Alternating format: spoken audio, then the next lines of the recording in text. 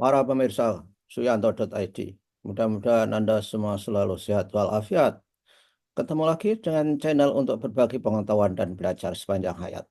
Klik subscribe supaya Anda selalu mendapatkan berita, mendapatkan pengetahuan dari Suyanto.id. Dan kalau video ini sampai ke gadget Anda, ini berkat editor channel kita, Mas Heri Teguh Wiono MPD. Beliau adalah guru SMP Negeri 2 Karanganyar di Kabupaten Ngawi. Apa yang akan kita diskusikan kali ini bersama narasumber hebat kita, Bapak Profesor Ali Sauhah PhD. Beliau adalah Dekan Fakultas Keguruan dan Ilmu Pendidikan di Universitas Muhammadiyah Kalimantan Timur. Kita akan mendiskusikan luar biasa pendidikan kita sekarang berjalan seenaknya tanpa ada standar. Anak-anak dijadikan lulus otomatis, naik otomatis, dan dengan demikian kita memberikan suatu credentials atau suatu sertifikat yang palsu sebetulnya. Bagi yang tidak lulus dikatakan lulus.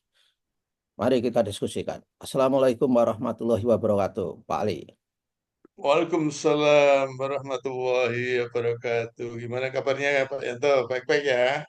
Alhamdulillah baik, dan kita 5 tahun terakhir pendidikan kita itu luar biasa dengan jargon merdeka. Kelihatannya anak-anak terserah mau belajar enggak, mau ujian enggak, sehingga tidak peduli pada standar nasional pendidikan yang berlaku seharusnya di seluruh NKRI.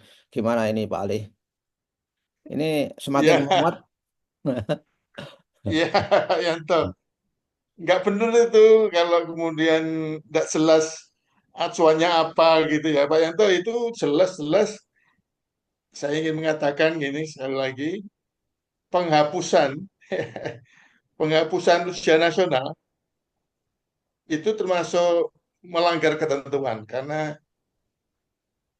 ujian nasional itu diperlukan untuk mengevaluasi ketercapaian standar pendidikan yang berlaku di Indonesia sesuai dengan Undang-Undang Sisdiknas nomor 20 tahun 2003. Jadi pendidikan di Indonesia ini harus memenuhi menurut ketentuan di Sisdiknas itu, Undang-Undang Sisdiknas itu, pendidikan di Indonesia itu pendidikan nasional harus memenuhi standar nasional pendidikan yang berlaku di seluruh wilayah hukum negara kesatuan Republik Indonesia. Jadi ad- ad- nah, dihapuskannya ujian nasional itu belum ada penggantinya Pak Yanto. Ya. Hmm. Orang menyebut yang namanya asesmen nasional atau sekarang disebut dengan ENBK itu sebagai pengganti ujian nasional. Enggak. Yang di dalam 8 standar itu yang paling penting adalah standar kompetensi lulusan yang Ya. harus diukur ketercapaiannya. Gitu Ya. Pak Nyanto. Ya, dan apalagi di Undang-Undang Sisdiknas itu kan jelas-jelas dikatakan bahwa pendidikan kita adalah berbasis standar. Nah, itu kalau standar saja dihapuskan, ini kan merupakan pelanggaran yang kasat mata itu. Jadi luar biasa, dan kita adalah sangat pemaaf terhadap pelanggaran undang-undang. Tapi nyatanya masyarakat itu komplain, Pak Ali. Jadi teman saya itu juga bertanya, Pak Yanto, anak-anak kita itu belajar apa, dapat apa gitu. Jadi tidak jelas, dan eh, mereka orang tua juga bingung, guru bingung dengan tanpa adanya standar. Katanya niru Finlandia, katanya tanpa standar hebat. Nah, Finlandia itu siswanya itu sudah otonom. Dia senang belajar sehingga tema belajar menyenangkan itu jalan. Belajar menyenangkan itu hanya bisa dicapai oleh orang yang sedang belajar. Nah, kita standar-standar itu gimana sebaiknya Pak Ali? Harus kita hidupkan lagi dong. Gimana Pak Ali? Iya benar Pak Yanto. Jadi sekali lagi sekarang ini kalau dalam kaitannya dengan Undang-Undang Sisdiknas ada rencana untuk merevisi Pak Yanto, untuk Hmm. mengupdate, untuk memutakhirkan. Saya yakin kesepakatan yang nanti kemudian dituangkan dalam bentuk Sisdiknas yang baru, yang merevisi Sisdiknas sebelumnya tahun 2003 ya, nomor 20 itu saya yakin harus ada standar. Kalau tidak ada standar itu apa yang menjadi Ya, acuan? Apa betul, yang betul. kemudian bisa tahu Ya, bahwa kemudian tujuan pendidikan nasional yang diamanatkan oleh pembukaan Undang-Undang Dasar itu kemudian bisa dilaksanakan, bisa tercapai. Nah, itu harus diturunkan menjadi satu rumusan yang kemudian kesepakatan kita itu dalam bentuk standar nasional pendidikan. Ada 8. ya, Tapi saya tidak ingin mengatakan bahwa harus tetap 8. Tetapi yang paling penting adalah bahwa pada setiap akhir program pendidikan, jadi misalnya yang mungkin paling menyolok adalah akhir kelas 12 ya, itu harus ada instrumen yang mengukur ketercapaian SKL. Nah, itu ya, tidak ada sekarang secara nasional sehingga pencapaian standar nasional pendidikan atau khususnya SKL itu bisa dilihat secara nasional. ya. Itu disebut-sebut berlaku untuk individu, Hmm. untuk satuan pendidikan, dan untuk program pendidikan, Pak Yanto. Ya, ya, ya, Kalau ya. itu tidak ada, pakai apa? Hmm. Asesmen nasional atau ANBK sekarang istilahnya itu tidak berfungsi seperti itu, Pak Yanto. Ya, apalagi NPK itu kan memang sekolahnya populasi, tapi yang dievaluasi anaknya itu kan sampling, hanya 40 siswa satu kelas. Lalu ketika di sekolah itu dalam satu kelas tidak ada 40, misalkan dia diambil apa adanya, misalnya 25 atau 20 bahkan 15, itu kan sudah memperkosa prinsip sampling. Itu sehingga populasi, sehingga analisisnya itu kan bulat itu. Jadi ini antara apa analisis untuk sampling atau analisis untuk populasi. Banyak kelemahan saya kira itu Pak Ali. Dan tentu Ya, kita, dan kita dan juga mungkin akan merekomendasikan mungkin Pak Menteri baru mendengarkan ini. Jadi bisa menghidupkan UN dengan tinjauan-tinjauan analisis yang baru yang menjadi musuh masyarakat itu kita dekatkan. Gimana Pak Ali? ya Pak Yanto, jadi sekali lagi kalau saya nambahkan plus minusnya asesmen nasional itu harus dijelaskan, harus betul-betul ditekankan bahwa itu tidak mengukur hasil belajar. Hmm. Karena tidak dilaksanakan pada akhir program, bukan kelas 12, tapi kelas 11. Yang memang ada tujuannya.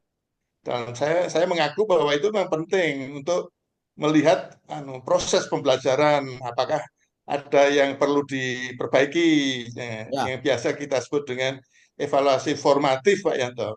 Hmm. Nah, Pak Yanto, boleh saya ya, gini, jadi kalau kemudian ada yang tidak setuju dengan ujian nasional, itu mungkin ujian nasional yang seperti apa. Itu seringkali sosok ujian nasional itu beda-beda dan kemudian orang menyebut tidak setuju itu karena banyak kecurangan. Ya, itu dulu pada waktu berbasis paper and pencil, tapi setelah sepenuhnya berbasis komputer nggak ada lagi kecurangan dan seterusnya.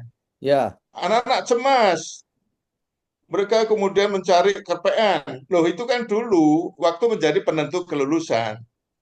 Jadi Ya. Ya. sebetulnya sosok ujian nasional yang seperti apa yang banyak dikritisi, dianggap tidak perlu lagi dibangkitkan itu gambarannya bisa keliru. Nah, gini Ya. Pak Yanto, ada satu ya, jadi ada satu hal yang ingin saya sampaikan sebelum diakhiri ya.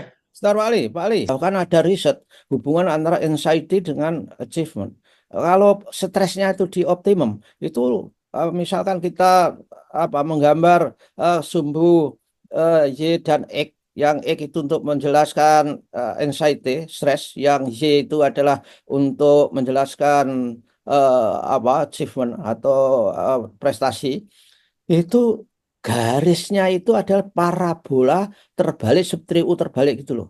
Jadi semakin semakin stres memang nggak berprestasi. Tapi orang yang tidak stres sama sekali nggak berprestasi, karena orang yang tidak stres itu orang yang pahpoh, nggak tahu apa yang mau distreskan, nggak tahu informasi. Nah ini saya kira perlu juga aspek ini disadari bahwa orang yang sukses itu semua melalui stres. Orang hamil mau melahirkan itu juga stres. Kalau stres saya tidak Ya, lahir bayinya. Nah ini kan ya kan. Gimana Pak Ali? Yang ingin ya disampaikan? dengan menggunakan bahasa saya yang mungkin beda, tapi persis seperti yang dikatakan Pak Yanto itu, hubungan, kalau disebut korelasi, ya. Korelasi antara kecemasan dan kesuksesan atau belajar, motivasi belajar, itu kurva linier, bukan linier. Mm, Jadi kalau yang rendah itu kalau tidak ada anxiety, tidak ada kecemasan. Dan kalau kecemasan tinggi juga itu rendah. mm, Tapi harus ada kecemasan. Kecemasan yang optimal disebut Pak Yanto itu yang yang disebut dengan kecemasan yang tengah ya. Jadi tidak tinggi, tidak terlalu tinggi, tidak terlalu rendah, artinya seperti tidak ada. Nah, yang kecemasan yang tidak ada itu mungkin orang mengamatinya karena katakanlah ujian nasional pada waktu tidak menjadi penentu kelulusan. Nah, ini ada ide bagus. Nah, tetaplah saja, misalnya ujian nasional hasilnya tidak sebagai penentu kelulusan. Tetapi ujian nasional bisa saja kemudian digunakan oleh perguruan tinggi untuk menjadi dasar menyeleksi mereka. mm, Satu instrumen, apapun namanya, apakah itu tetap menjadi ujian nasional, bisa dipakai sebagai instrumen untuk mengukur hasil belajar dan instrumen untuk seleksi masuk perguruan tinggi. Kalau tujuan pembelajaran di sekolah menengah itu untuk menyiapkan serta didik sukses dalam studi di perguruan tinggi, maka itu irisannya ada common core gitu Pak Yanto, mm. dengan instrumen yang akan menyeleksi masuk perguruan tinggi karena yang memang instrumen ini memprediksi sukses di perguruan tinggi. Jadi irisannya jelas itu. Nah ini ide ini saya kira bagus sekali ya, Hmm. Ya, efisien sekali dan sekali lagi ini saya kira penghematan yang luar biasa.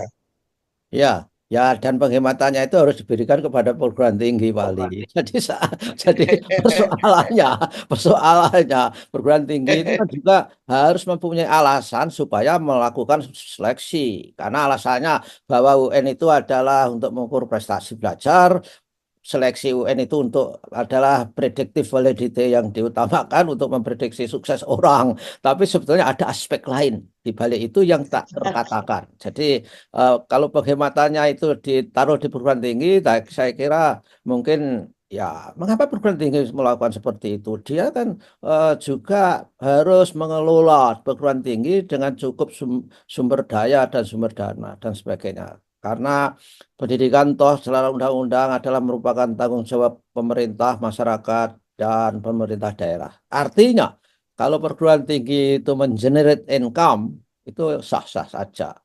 Gitu loh Pak Ali ya. Saya kira ada pesan lagi. Sebelum diakhiri boleh 1 menit saja Pak Yanto. Boleh ya, please do.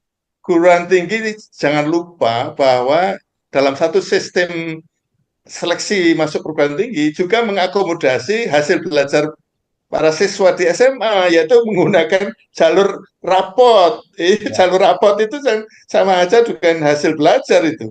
ya, ya, ya, ya. Jadi artinya ini harus konsekuen ya. Kalau jalur rapot itu juga diakomodasi, ujian nasional sebagai instrumen yang menunjukkan hasil belajar di SMA juga harus diakomodasi. Satu Ya, lagi mengenai yang tadi disebut mengenai pelanggaran ketentuan itu bukan hanya ketentuan yang disebut tentang sistem pendidikan yang berbasis standar itu tidak lagi diperhatikan, tapi juga keharusan untuk melakukan evaluasi itu ada di Sisdiknas Pak Yanto. Ada ya, di ya. Undang-Undang Sisdiknas nomor 3 tahun 2000, nomor 20 tahun 2003 Pak Yanto. Hmm, Pelanggaran yang cukup berat ini. ya, Masih ya. Pak Yanto? Oke, terima kasih Pak Ali. Kita mengingatkan kepada pengambil kebijakan, mudah-mudahan pendidikan ke depan kita menjadi lebih baik dan taat azas kepada peraturan perundang-undangan. Terima kasih dan para netizen, para pemirsa Suyanto.id, keep in touch, stay tune kepada channel ini supaya Anda semua mendapatkan informasi yang terkini. Assalamualaikum warahmatullahi wabarakatuh, Bali. Waalaikumsalam warahmatullahi wabarakatuh. Terima kasih Pak Yanto.